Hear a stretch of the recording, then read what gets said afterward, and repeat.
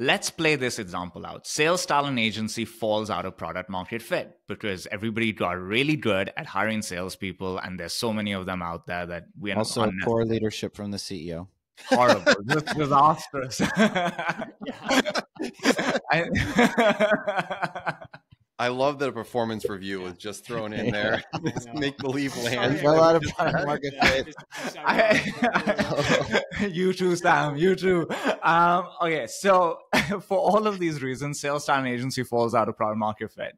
And now there's this anxiety and this fear that drives bad habits, right? So we're getting to like this idea of who governs this. Like, how do you do this in a way that is still stylish, elegant, has finesse involved in it? Because sales managers will feel the pressure of falling out of product market fit, and they'll just start doing frantic, crazy stuff. Yeah, it spirals. It spirals. So who owns this? Who sits on? How do we maintain the finesse in this?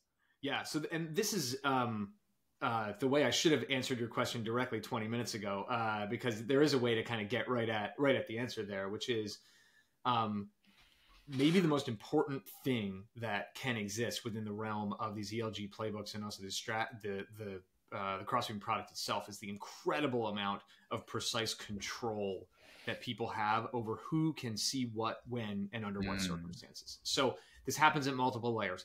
At the partnership layer, this is not like a co-op where a ton of companies just throw all their data in and then it gets stirred up in a pot and everybody gets the pot back, right? This is not that. This is also not a marketplace where you get matched up with random companies and kind of like horse trade data and decide, hey, you got names, I got names, let's go make something happen. Like, you see, if you look at traditional like data brokerage type businesses or, you know, hey, let's go buy a bunch of lead list type businesses, that's what's going on, right? This is not that. If it's not a marketplace and it's not a co-op, then what is it? Well, it's almost more like LinkedIn for data, right? Which does get into a little bit of the like, you show me mine, I'll show you yours effect, which is, here's the beautiful thing about that problematic statement. Everyone maintains their own agency and sense of free will over what they choose to show others or don't. And in the universe of connecting on Crossbeam, that remains true as well. So when you connect with a partner, even though it's this one-to-one and you've both opted in, if the dynamic or the configuration of the partnership is such that they are comfortable showing you the names of the reps that own accounts, but you are not comfortable showing that to them, that's fine.